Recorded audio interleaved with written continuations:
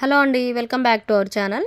So yesterday వీడియోలో వచ్చేసి నేను వైకుంఠపురం టెంపుల్ అయితే చూపించాను కదా.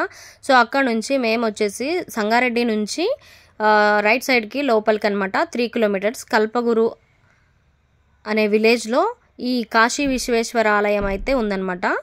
అక్కడికైతే వెళ్తున్నాము ఈరోజు. మళ్ళీ ఇంకొక టెంపుల్ ఇది. సో వే చూడండి, చాలా బాగుంది. చుట్టూ రోడ్లకు అటు ఇటు చెట్లు ఉన్నాయి, చాలా బాగుంది కదా. సో విలేజ్ అయితే చేరుకున్నాము. ఇది టెంపుల్ అనమాట. సో బయట సైడ్ ఇది టెంపుల్ వచ్చేసి.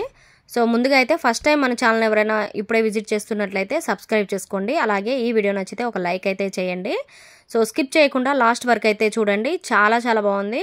చూస్తున్నారు కదా ఈ కట్టడం మొత్తం ఎలా ఉందంటే, చూడడానికి మనకు వరంగల్లో టెంపుల్ ఉంటుంది కదా, 1000 స్తంభాల గుడి, ఆ టైప్లో అయితే ఉందన్నమాట. నంది విగ్రహం ఉంది ఇక్కడ, చూపిస్తున్నాను చూడండి. చాలా చాలా బాగుంది. ఈ దేవాలయం వచ్చేసి కాకతీయుల కాలంలో కట్టిన గుడి అనమాట. సో దీనికి 900 సంవత్సరాల చరిత్ర అయితే ఉంది. సో లోపలికైతే వెళ్ళాక పూజారి గారిని అడిగితే అడుగుదామన్నమాట, చెప్తారు దీని గురించి. ఇది విలేజ్లో అయితే ఉందన్నమాట, చాలామందికి తెలిసి ఉండదు.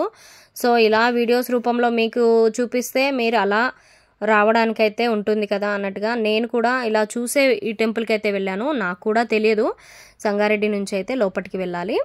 సో ఇది మెయిన్ లోపల గుడి. చాలా బాగుంది వ్యూ కూడా. ఎలా అంటే పాతకాల గుడి లాగానే ఉంది. చూడండి ఎంత బాగుందో. మొత్తం రాళ్లతో కట్టిందే ఉంది. సో ఇప్పుడైతే లోపలికి అయితే వెళ్తున్నాను నేను. దర్శనం చేసుకుందాము. ఏంటి, ఎలా ఉంటుంది ఏంటి అనేది దీని గురించి అయితే అడిగి తెలుసుకుందాం.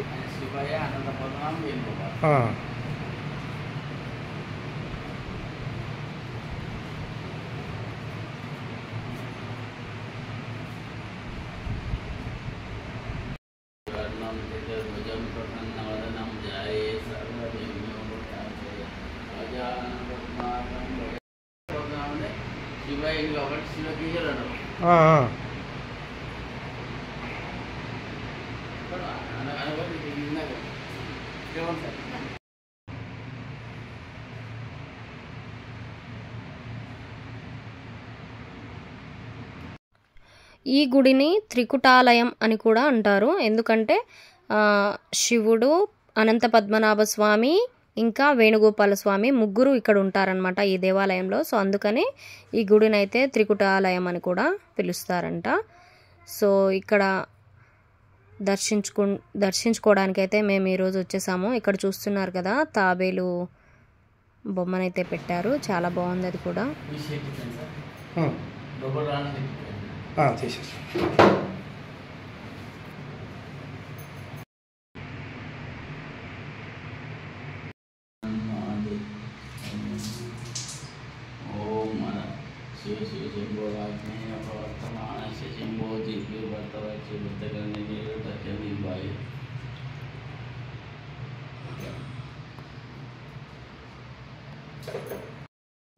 शब्दासोत लक्ष्मण नामदेश बिंदु नामदेश देवांश नामदेश प्रवस्ति नामदेश काशी विश्वेश्वराय कालाग्निरुद्राय नीलकंठाय मृत्युंजयाय सर्वेश्वराय सदाशिवाय श्रीमन्महादेवाय नमः. అయితే గుడి గురించి అసలు ఎప్పటి నుంచి ఉంది, ఏంటి ప్రత్యేకత? 11వ శతాబ్దం. ఇది త్రికుటాలయం అంటారు. శివయ్య, అనంత పద్మనాభం, వేణుగోపాల్ ముగ్గురు త్రికుటాలయం. ప్రతి సోమవారము అన్నాభిషేకాలు, ప్రతి మాసశిల వస్తాయి కదా కింద మాసశిల శివపాద కళ్యాణం, శివరాత్రికి ప్రోగ్రాం పెడుతుంది. పెట్టలో పోతుంది లోపలికి వెళ్ళిపోతుంది. అక్కడ కృష్ణుడు ఆయన దగ్గర మనం బజ్జికాయ వేస్తే ఒక 5 నిమిషాల తర్వాత సౌండ్ వస్తుంది. ఇప్పుడు ఈ బండలు వేసాం కాబట్టి అన్నీ కూలిపోయినాయి. సో చూస్తున్నారు కదా గుడి అయితే ఎంత బాగుందో. చాలా ప్రశాంతంగా అయితే ఉంది. ఇక్కడ కూడా మొత్తం పాతకాలపు రాళ్ళు వాటితో గుడి కట్టారనమాట. చాలా బాగుంది.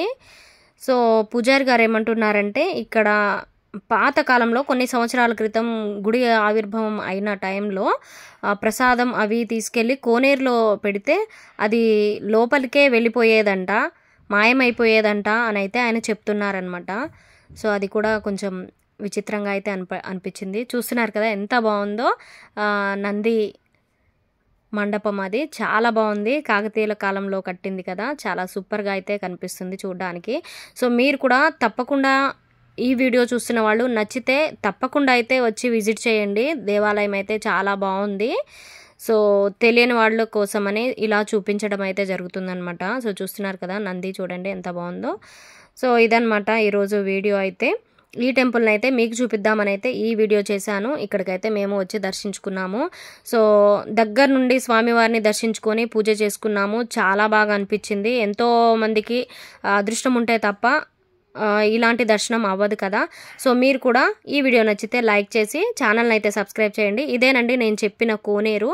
ఇప్పుడు పురాతనం పాత పడిపోయింది కాబట్టి కోనేరులో నీళ్లు కూడా లేవు, చాలా లోతుగా అయితే ఉందన్నమాట. సో పక్కనే చిన్న అమ్మవారి విగ్రహం కూడా ఉంది. సో ఇదన్నమాట ఈరోజు వీడియో. నచ్చితే లైక్ చేసి ఛానల్ని సబ్స్క్రైబ్ చేయండి.